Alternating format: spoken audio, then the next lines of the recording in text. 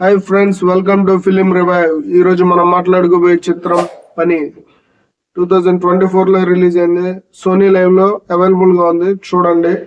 ఇంకా ఈ చిత్రం దర్శకత్వం హీరో రెండు జార్జ్ ఆయన నిర్వహించటం జరిగింది. హీరోయిన్ కదా, మనకి తెలుగులో కొన్ని సినిమాల్లో మనం చూసుంటాం. అభినయ అని ఆవిడ డఫ్ అండ్ డమ్ పర్సన్, ఆవిడ చేయటం జరిగింది. ఇంకా ఈ సినిమా ఒక స్టోరీ లైన్ వచ్చేటప్పటికి ఇద్దరు కుర్రాళ్ళు ఒక పెద్ద డాన్ గా ఎదగదాము అనే అంబిషన్ తో వాళ్ళు చేసిన ఫస్ట్ క్రైమ్ తో వాళ్ళు ఎలాంటి సిచ్యువేషన్స్ ఫేస్ చేశారు, దాని నుంచి మిడిల్ లో చిన్నపాటి సెల్ఫ్ రెస్టినిటీ అలాంటివి లేకపోవటం వల్ల జరిగిన తప్పుతో వాళ్ళు ఎక్కడికో వెళ్దాం అనుకున్న వాళ్ళు ఎక్కడికి వెళ్ళారు, ఏమయ్యారు, చివరికి ఏమయ్యారు అనేది సినిమా స్టోరీ లైన్. ఇంకా ఈ స్టోరీ లైన్ లో వాళ్ళు క్యారెక్టరైజేషన్ ఇద్దరు కుర్రలు చేశారు. వాళ్ళు యాక్చువల్లీ వాళ్ళదే స్టోరీ, కాకపోతే మిడిల్ లో హీరో వస్తాడు కాబట్టి మనకి జార్జ్ గారు హీరో కింద తెలుసు కాబట్టి ఆయన్ని మనం హీరో అనుకుంటాం. కానీ సినిమాలో ఆయనే డైరెక్షన్ చేశారు. ఆయన రాసుకున్న దాంట్లో కూడా వాళ్ళే హీరోలు. ఎందుకంటే ఆయన తీసేటప్పుడు కూడా వాళ్ళని హీరో ప్లేస్మెంట్ లోనే పెట్టి మిగతాదంతా రన్ అయ్యేటట్టు చేశారు. చాలా బాగుంది. హీరో వాళ్ళ మదర్ క్యారెక్టర్ ఉంది, చాలా బాగా రాశారు, మంచి స్ట్రాంగ్ గా ఇచ్చారు. ఈ మధ్య కాలంలో పెద్దవాళ్ళకి అలాంటి మంచి మంచి క్యారెక్టర్లు ఇవ్వడం చూడలేదు, చాలా బాగా ఇచ్చారు. ఇంకా చిన్న ఇష్యూస్ అంటే ఒక చిన్న పాయింట్ మీద ఎంత ఎత్తు తీసుకెళ్లొచ్చు ఈగోలతో. సినిమా కూడా క్రైమ్ మీద ఈగో మీద వెళ్ళిపోతా ఉంటది. చాలా ఎక్సలెంట్ గా ఉంటది. మీకు ఈగో మీద క్రైమ్ మీద వెళ్ళే స్పీడ్, ఆ సినిమా స్పీడ్ కూడా మనం చాలా ఆకట్టుకునేది. అమ్మ తీసుకెళ్ళాడు కదా, చిన్నపాటి లస్ట్ సీన్స్ కూడా ఉన్నాయి.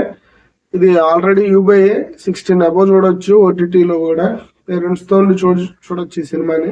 ఇంకా ఈ సినిమాలో ఫైట్స్, చిన్న చిన్న ఫైట్స్ ఉంటాయి, చాలా బాగా పెట్టారు ఫైట్స్. ముఖ్యంగా హీరో ఇద్దరు కుర్రోళ్ళని, మన హీరోలు ఇద్దరిని కొట్టే సీన్ ఉంటది. వాళ్ళిద్దరిని ఒక్క చేత్తోనే కొడతాడు ఒకడిని, ఇంకో చేత్తో ఇంకొకడిని. అంటే వాళ్ళంత చిన్నపిల్లలు. అది చాలా బాగా ఎస్టాబ్లిష్ చేశారు. చిన్నపిల్లలు వాళ్ళ మైండ్ లో ఉండే నేను ఏదైనా చేయగలను, ఏదైనా కొట్టేయగలను అనే ఫీలింగ్ ని చాలా గొప్ప చూపించారు. ఆల్రెడీ హీరో వాళ్ళ ఫ్యామిలీ అంతా కూడా ఆ ఊర్లో ఒక డాన్ స్టేజ్ లో ఉంటారు. అలాంటి వాళ్ళ దగ్గరికి వీళ్ళు ఇంతవరకు ఏ క్రైమ్ చేయాలి, ఫస్ట్ క్రైమ్ చేశారు, సక్సెస్ అయ్యారు. ఒక 10 లక్షలు అంత వస్తాయి. ఆ అమౌంట్ పట్టుకొని వాళ్ళ దగ్గర ఉన్న confidence, hero after all, hero గడి ఫ్యామిలీ ఆఫ్టర్ ఆల్, పోలీసులు ఆఫ్టర్ ఆల్, వీళ్ళందరినీ నేను కొట్టేసి గెలిచేసి వాళ్ళ నెత్తి మీద కూర్చుంటాం అనే ఆ దమ్ము, ఆ హీరో ప్లేస్ కి మనం అనుకున్నాం. ఇది మన మార్కోలో విలనిజం సరిగ్గా చూపించలేదు అని ఇందులో చూపించారు, ఎక్సలెంట్ చూపించారు. విలన్ టీమ్ లో కూడా చాలా క్యారెక్టర్స్ ఉంటాయి. ప్రతి ఒక్కడు కూడా ready to die, ready to kill అన్నట్టు ఉంటారు వాళ్ళు. అది చాలా బాగా చూపించారు. అంటే ఒక పాయింట్ క్రైమ్ లో కన్వర్ట్ అయ్యాక హ్యూమన్ వాళ్ళ మైండ్ స్టేటస్ ఎలా ఉండిద్ది సైకలాజికల్లీ, దాన్ని చాలా బాగా ఎక్స్ప్లెయిన్ చేయడం జరిగింది. క్లైమాక్స్ విషయానికి వచ్చేటప్పటికి మనం కొంచెం ఫీల్ అవుతాం. రివెంజ్ డ్రామాల్లో పోలీసుల్ని ఇన్వాల్వ్ చేయకూడదు, పోలీసుని ఇన్వాల్వ్ చేయకుండా తీసుకెళ్ళాలి. ఎందుకంటే సొసైటీ మీదకి సినిమాలు చాలా ప్రభావం చూపిస్తాయి.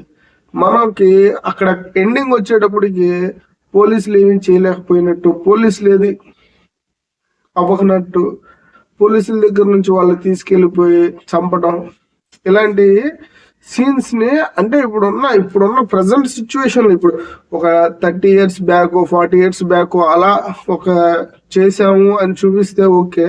ఇప్పుడున్న ప్రజెంట్ సిచ్యువేషన్ లో అలా చూపించడం కొంచెం మనసుకు నచ్చలేదు. అది వాళ్ళు చెప్పే విధానాన్ని చెప్పకపోవడం వల్ల మీకు నచ్చదు. అది అంటే పోలీసులు నిద్రపోతున్నారా, ఇలాంటి ఫీలింగ్ ఉంటది చిన్నపాటి. కానీ ఇంకా సినిమాలో కూడా ఇంకోటి కనిపించింది మనకి, ఇంజస్టిస్. వాళ్ళు డబ్బులు ఉన్న వాళ్ళు. అది క్లైమాక్స్ లో హీరో ఇద్దరు పిల్లలు ఉన్నారు కదా, ఆ ఇద్దరు పిల్లలతో కూడా డైలాగ్ చెప్పించాడు, ఇంజస్టిస్ డైలాగ్. అంటే అంత డబ్బు ఉన్న వాళ్ళకి ఒక అన్యాయం జరిగితే న్యాయం ఎలా వచ్చింది.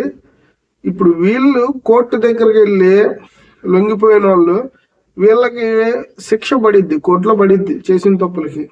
కానీ అక్కడ నుంచి ఎత్తుకొచ్చి చంపుతుంటే వీళ్ళ దగ్గర లేదు ఆ ఇంజస్టిస్. అంటే డబ్బున్నోడికి ఒకలాగా డబ్బు లేనోడికి ఒకలాగా అని అయ్యిద్ది అనే పాయింట్ ఇందులో చూపించడం ఉండిద్ది. అది చాలా బాగా చూపించారు వాళ్ళు. అంటే డబ్బులు ఉన్నప్పుడు చంపేసేయచ్చు, ప్రశాంతంగా ఇంటికి వెళ్ళిపోవచ్చు, తినేసి పడుకోవచ్చు. అవి కొన్ని అట్లాంటివి కాదు, అలా లేదు సొసైటీ. కొన్ని కొన్ని విషయాల్లో మనం ఈ మధ్య చూస్తున్నాం, అవి కొంచెం డిస్టర్బెన్స్ గా ఉంటాయి మనకి. అంటే స్టోరీగా తీసుకెళ్ళడం, మధ్యలో సొసైటీని తీసుకెళ్ళడం కొంచెం చిరాగ్గా ఉంటుంది. ఇంకా సినిమా అయితే ఎక్సలెంట్ ఉంటది. ఆ ఇద్దరు కుర్రోళ్ళ క్యారెక్టర్లు పీక్స్ లో ఉంటాయి. హీరో యాక్టింగ్ యాజ్ యూజువల్ ఆయన విజయ్ సేతుపతి చేసినట్టు బాగుంటది. ఆయన బాడీ లాంగ్వేజ్ డమ్ గా కనిపిస్తూ హెవీ పర్ఫార్మెన్స్ ఇస్తారు ఆయన. ఆయనది ఎర్రాటమే యాంటోనీ సినిమాలు చూశాను నేను. ఎర్రాట మీరు చూసే ఉండొచ్చు, కమలది.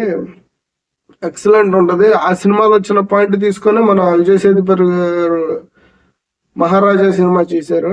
నీకు మహారాజా నచ్చిందంటే ఎర్రాట్ నచ్చిద్ది. అది కూడా అమెజాన్ లో ఉంది, కుదిరితే చూడండి. యాంటోనీ సినిమా మన తెలుగు కమర్షియల్ సినిమాలో ఉంటది, అది ఎక్కదది, కానీ అది బాగానే ఉంటది. కుదిరితే అది కూడా చూడండి.